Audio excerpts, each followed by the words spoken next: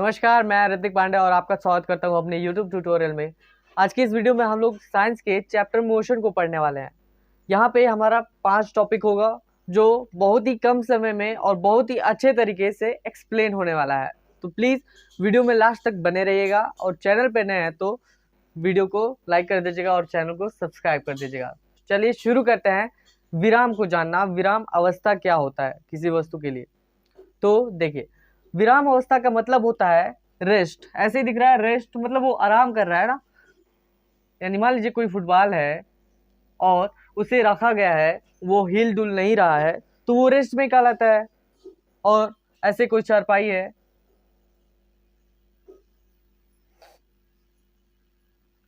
ऐसे कोई चारपाई है मान लीजिए, वो भी हिल डुल नहीं रहा है, तो वो भी रेस्ट में कहलाता है। इसका मतलब जो विराम का डिफिनीशन होता है ये होता है कि जब वस्तु के स्थिति में परिवर्तन नहीं होता है समय के साथ साथ, तो वो विराम में कहलाती है। स्थिति में परिवर्तन मतलब पोजीशन चेंज नहीं होता है। ये यहाँ था और यहाँ ही रहेगा, कितना भी समय हो जाए। ये यहाँ था, यहाँ ही रहेगा। अब जब बात करते हैं हम लोग मोशन की यानी गति की, तो उसको डिफाइन किया जाता है कि जब किसी वस्तु के स्थिति में परिवर्तन होता है समय के साथ साथ, तो वह गति में कहलाता है। जैसे मान लीजिए यही फुटबॉल मैंने यहाँ पे रखा, पहले तो ये मान के चलते हैं कि रेस्ट में था, लेकिन जैसे ही कोई बच्चा आता है और इसे किक करता है, तो किक करने के बाद ये हवा में उछलते हुए ऐसे ऐसे यहाँ पे आ जाएगा। ठीक है, यानी पहले वो रेस्ट में था कुछ समय पहले, लेकिन किक करने के बाद इसका जो पोजीशन है वो समय के साथ साथ चेंज हो गया है, यहाँ से यहाँ आ गया है। यानी ये वस्तु गति में कहलाएगी, फुटबॉल गति में कहलाएगा। वैसे ही एक चिड़िया मान लेते हैं हम लोग। चिड़िया उड़ रही है, उड़ते हुए ये यहाँ से यहाँ पहुंच गई, तो ये चिड़िया भी मोशन में कहलाएगी, गति में कहलाएगी। कोई मोटरसाइकिल है या फिर साइकिल है या फिर कोई गाड़ी है, और ये मान लीजिए यहाँ से चलते हुए कुछ समय बाद यहाँ पे आ जाता है। यानी पहले वो समय कुछ समय पहले यहाँ पे था और इसका जो पोजीशन है समय के साथ साथ बदल गया है, तो ये कहलाता है कार मोशन में है, गति कर रहा है। ठीक है, अब आगे चल के हम लोग जानेंगे कि कई सारी गतियां होती हैं। जैसे ये घड़ी की सुई अगर देखें हम लोग, मान लीजिए कभी घड़ी की सुई 12 पे है और 3 घंटे बाद यहाँ पे आ जाती है, तो घड़ी की सुइयों में भी तो मोशन हो रहा है ना, गति हो रहा है। यहाँ पे बहुत सारी गतियां हैं। वृत्ति गति मतलब ऐसे जो हो रहा है वो वृत्ति गति, जो ऐसे होगा वो सरल रेखी गति। तो बहुत सारी गतियां हैं जिनमें हम लोग को पढ़ना है सरल रेखी गति के बारे में। तो चलिए डिटेल में इसके बारे में जानते हैं।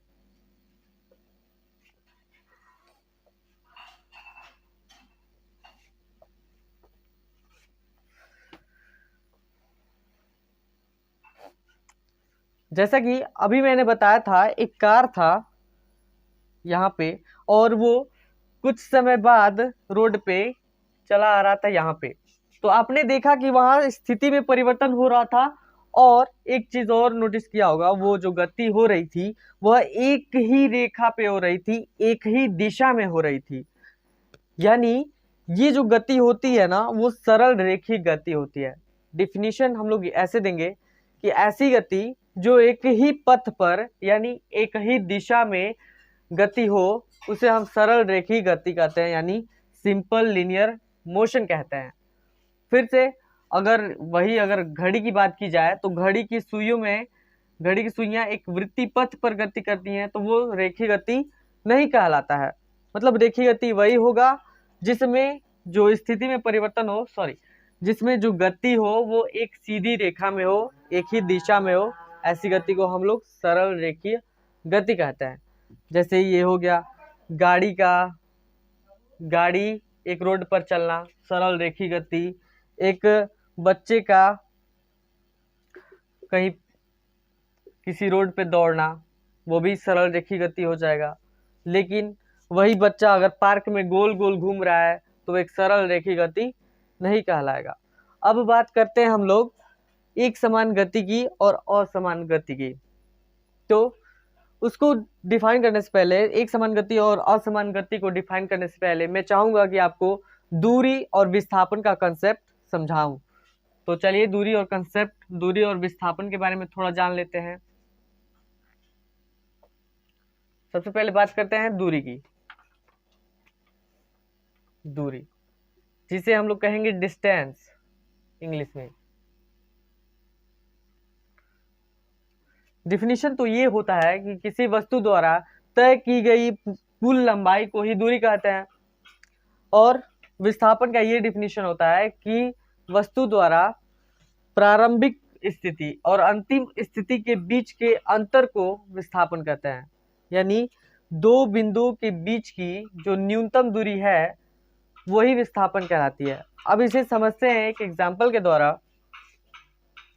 एग्जाम्पल ये है, मान लीजिए एक पैमाना मैं बना रहा हूं, ये 0 से लेके, ये 0 है और ये 60 मीटर है। ये है 10 मीटर, 20, 30, 40, 50 और ये यहाँ पे 60 मीटर।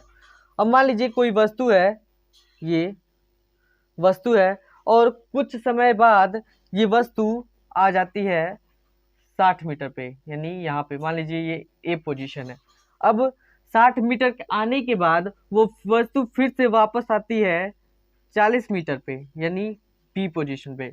तो ऐसे में अगर हम लोग कुल दूरी देखा जाए डिफिनीशन के अनुसार, तो वो हो जाएगा आपका कुल तय किया गया लंबाई, वही दूरी हो जाएगा। तो लंबाई कितना तय हुआ है, पहले गया है 60 मीटर, यहाँ से लेके यहाँ तक 60 मीटर, और फिर 60 मीटर से यहाँ तक आया, यानी 20 मीटर आया है।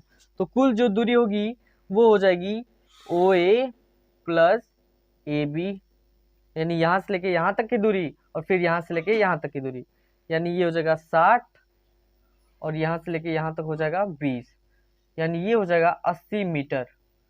ये हम लोगों ने बात किया दूरी के बारे में।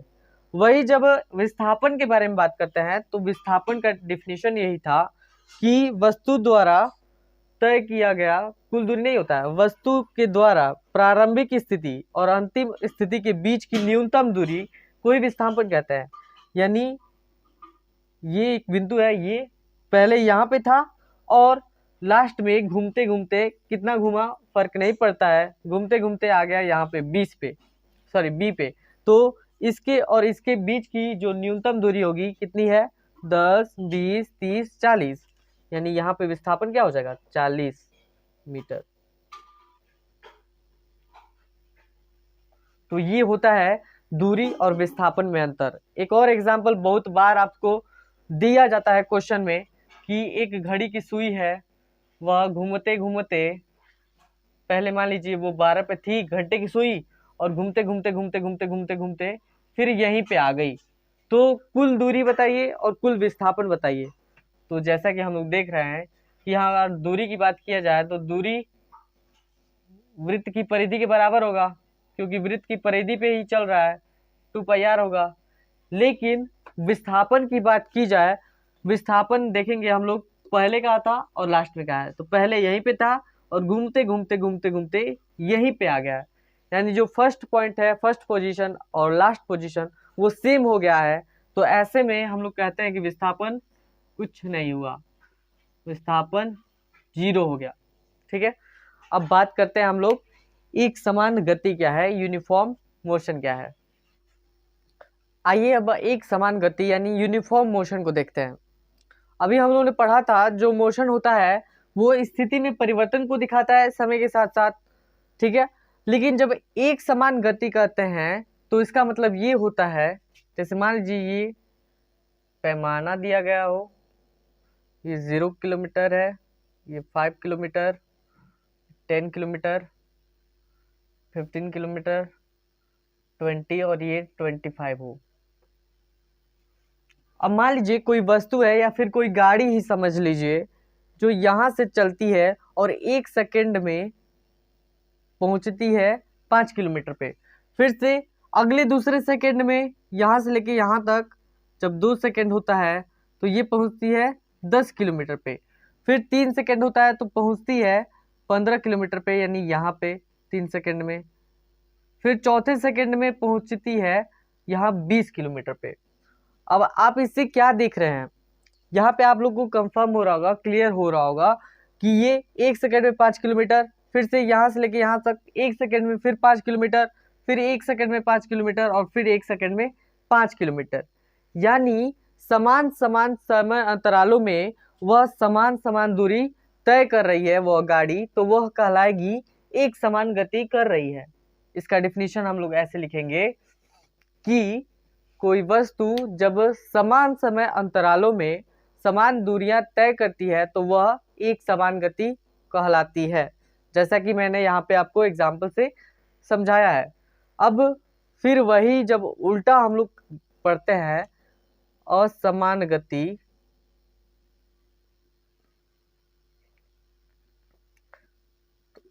ऐसे ही क्लियर हो जा रहा है। असमान है यानी नॉन यूनिफॉर्म मोशन। इसमें क्या होगा, कोई वस्तु जब समान समय अंतरालों में अलग अलग दूरियां तय करे तो वह असमान गति कहलाएगी। जैसे यहाँ पे अगर 1 सेकंड में मान लीजिए 5 किलोमीटर चला है, फिर 2 सेकंड में 7 किलोमीटर चला है, फिर अगले 3 सेकंड में 15 किलोमीटर चला है, फिर से 4 सेकंड में ये 20 किलोमीटर चला है, तो हम लोग देख रहे हैं कि यहाँ पे 1 सेकंड में 5 किलोमीटर दूरी तय हुआ, फिर यहाँ पे 1 सेकंड में 2 किलोमीटर दूरी तय हुआ, फिर यहाँ पे अगले 1 सेकंड में 8 किलोमीटर दूरी तय हुआ, फिर अगले 4 सेकंड में ये 5 किलोमीटर दूरी तय कर रहा है।